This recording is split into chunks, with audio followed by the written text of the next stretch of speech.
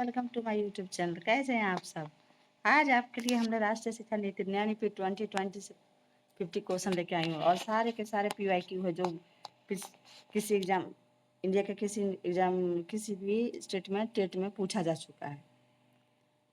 चलिए तो शुरू करते हैं NEP 2020 राष्ट्रीय शिक्षा नीति 2020। उससे पहले आप लोग चैनल को सब्सक्राइब कर दें और अपने दोस्तों से शेयर करें। चलिए क्वेश्चन नंबर 1, ये सारे के सारे PYQ है जो किसी न किसी स्टेट में पूछा जा चुका है। इंडिया कुछ स्टेट का क्वेश्चन है, कुछ यूपी स्टेट का भी है, पिछले एग्जाम्स का कुछ बिहार में भी पूछा जा चुका है। शुरू करते हैं। शैक्षिक संरचना और मूलभूत बातें, न्यू करिकुलर स्ट्रक्चर।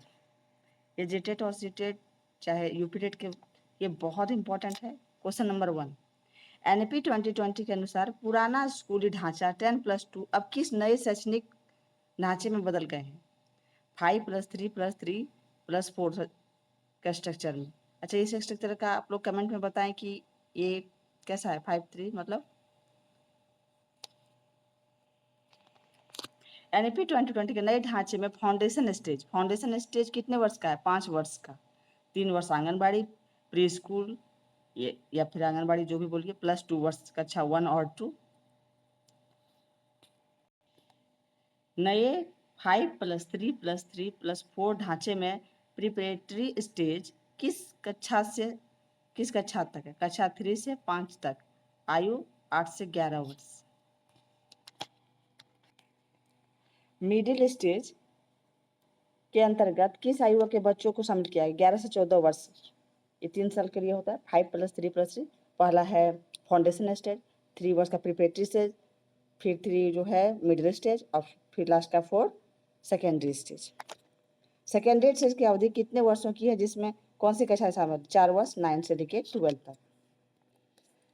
राष्ट्रीय शिक्षा नीति 2020 NEP 2020 का मसौदा तैयार करने वाली समिति अध्यक्ष कौन थे? डॉक्टर कस्तूरी रंगन। एग्जाम में पूछता है, ये बहुत ही VVI इंपॉर्टेंट क्वेश्चन है। 2020 का जो ड्राफ्ट तैयार करने वाले समिति का अध्यक्ष थे कस्तूरी रंगन। भारत में स्वतंत्रता के बाद अब तक यह कौन सी राष्ट्रीय नीति है? तीसरा राष्ट्रीय नीति। पहला 1968, फिर 1986 जो बहुत फेमस था पहले, आई तीसरा 1922। NEP 2020 के तहत केंद्रीय मानव संविधान विकास मंत्रालय MHRD, इसका फुल फॉर्म याद रखिएगा, का नाम बदलकर क्या रख दिया? शिक्षा मंत्रालय, मिनिस्ट्री ऑफ एजुकेशन। NEP 2020 को केंद्रीय मंत्रिमंडल कैबिनेट द्वारा किस वर्ष मंजूरी दी गई? 29 जुलाई 2020। राष्ट्रीय शिक्षा नीति 2020 किस पिछली शिक्षा नीति की जगह लागू की गई है? राष्ट्रीय शिक्षा नीति 1986 जो 34 वर्ष पुरानी थी। शिक्षण पद्धति, भाषा, पाठ्यक्रम, पेडागोजी और लैंग्वेज पॉलिसी से भी कुछ क्वेश्चन हम लोग देख लेते हैं।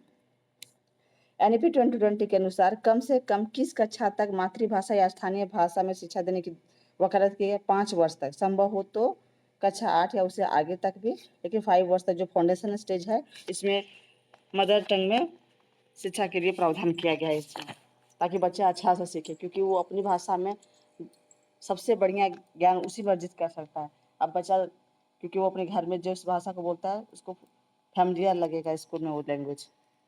नई शिक्षा नीति में किस भाषा फार्मूले को लचीले रूप से लागू करने की सिफारिश की है? त्रिभाषा फार्मूला, 3 लैंग्वेज फार्मूला को। NEP 2020 के तहत किस प्राचीन और समृद्ध भाषा को त्रिभाषा फार्मूले में एक विकल्प के रूप में शामिल किया गया? संस्कृत भाषा को। स्कूली शिक्षा के पाठ्यक्रम की सामग्री करिकुलम कंटेंट में कम से कम करके किस चीज पर अधिक बल दिया गया? रटने के बजाय आलोचनात्मक चिंतन, क्रिटिकल थिंकिंग और अनुभवात्मक अधिगम पर। कक्षा 6 से मुख्य पाठ्यपुस्तक के साथ साथ किस कौशल को अनिवार्य रूप से शुरू करने की बात कही? व्यावसायिक शिक्षा, वोकेशनल एजुकेशन और कोडिंग। व्यावसायिक शिक्षा के अनुभव के लिए स्कूली बच्चों के लिए कितने दिनों के बस्ता रहित दिन, बैगलेस डे की बात की गई है? 10 दिनों का बैगलेस पीरियड। क्या नई नीति में आर्ट्स, साइंस, कॉमर्स या एक्स्ट्रा करिकुलर एक्टिविटीज के बीच कोई सख्त अलगाव, रिजिड सेपरेशन रखा गया है? नहीं। विषयों के चयन में अत्यधिक लचीलापन, फ्लेक्सिबिलिटी दिया गया है। अब है कि अब स्ट्रीम नहीं, अब सब्जेक्ट चुनना होगा।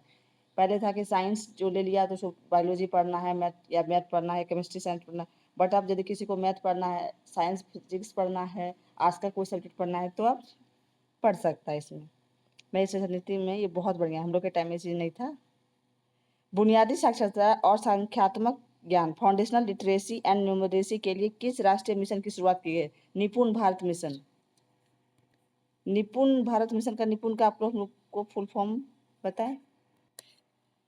निपुण भारत योजना के तहत किस कक्षा तक के बच्चों में सार्वभौमिक बुनियादी साक्षरता हासिल करने का लक्ष्य है? कक्षा 3 के अंत तक। स्कूली शिक्षा में समानता और समावेशन सुनिश्चित करने के लिए किस विशेष कोष की स्थापना की गई? Gender inclusion fund. मूल्यांकन report card, assessment and report card, इससे भी कुछ क्वेश्चन देख लेते हैं। एनईपी 2020 के अनुसार मूल्यांकन असेसमेंट का मुख्य उद्देश्य क्या होना चाहिए? सीखने की प्रक्रिया में बच्चे की मदद करना और उसके विकास को ट्रैक करना, फॉर्मेटिव असेसमेंट। छात्रों के मूल्यांकन के लिए बनाए जाने वाले नए राष्ट्रीय मूल्यांकन केंद्र नेशनल असेसमेंट सेंटर का नाम क्या है? परख। परख का फुल फॉर्म है performance assessment review and analysis of knowledge for holistic development. इसका आप लोग जरूर से जरूर याद रखें क्योंकि इसका एग्जाम में पूछ सकता है। ये पीवाई की है, पहले एग्जाम में पूछा भी जा चुका है। नई नीति के तहत रिपोर्ट कार्ड किस प्रकार का होगा जो बच्चे के बहुआयामी विकास को दर्शाता है? 360 degree report card, holistic report card, holistic development के लिए इसको रखा गया है।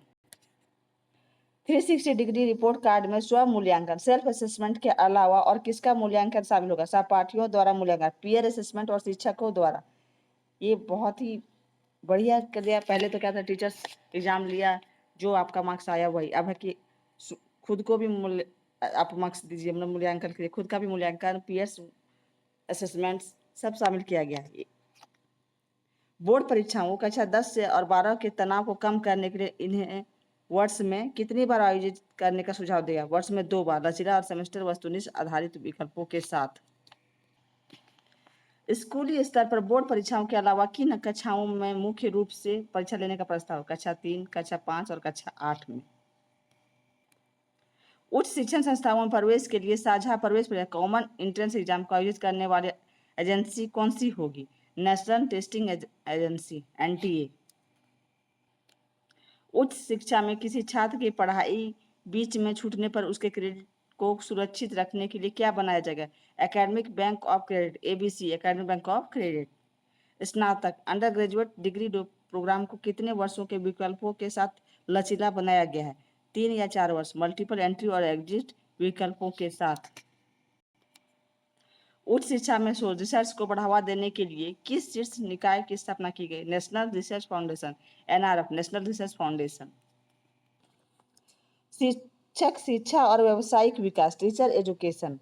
एनईपी 2020 के अनुसार शिक्षण कार्य के लिए न्यूनतम डिग्री योग्यता, मिनिमम डिग्री क्वालिफिकेशन क्या निर्धारित की गई?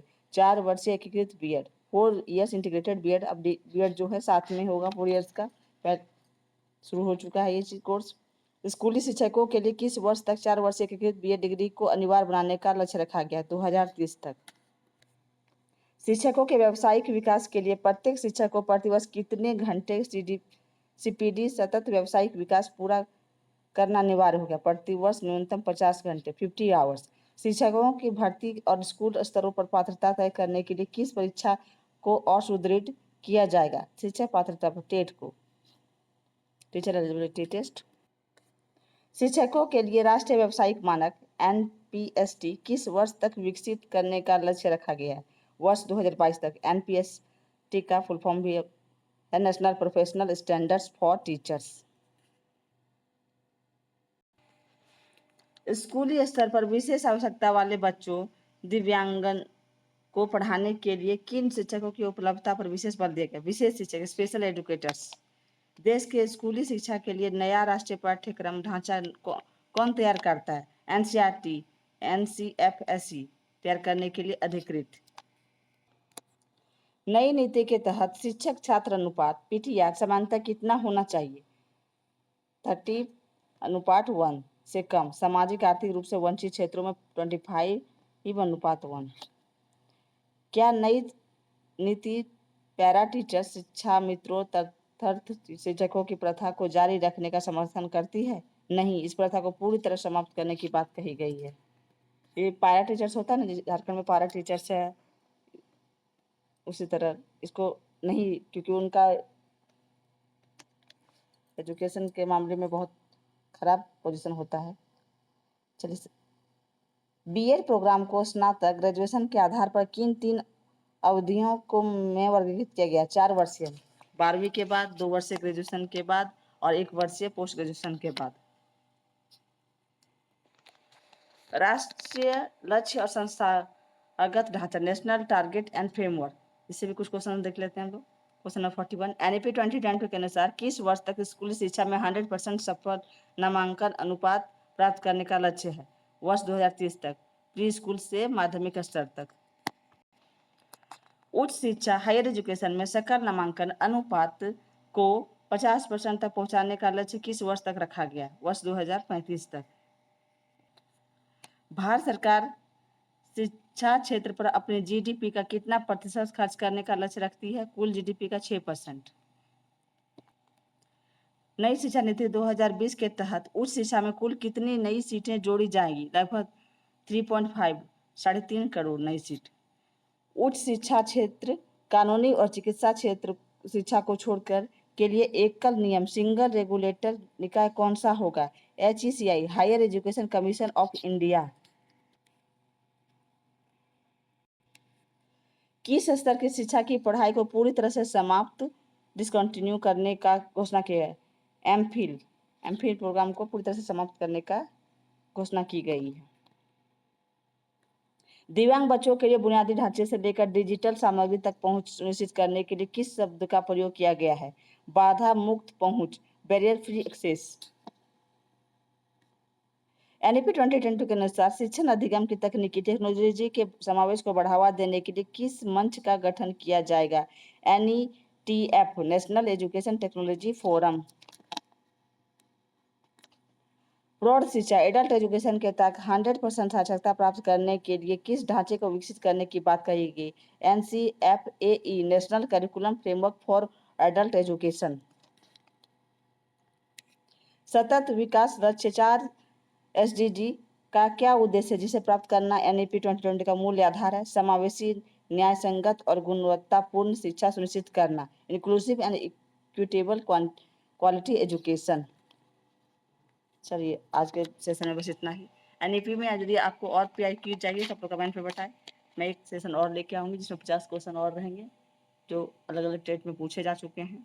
आप लोग देख सकते हैं, टेट PIQ स्पेशल है ये। PIQ का सारा क्वेश्चन PIQ है। आप लोग को सेशन कैसा लगा कमेंट में ज़रूर बताएं और आप लोग चैनल को सब्सक्राइब करें, लाइक करें और शेयर करें। मिलते हैं फिर नेक्स्ट वीडियो में। Thank you.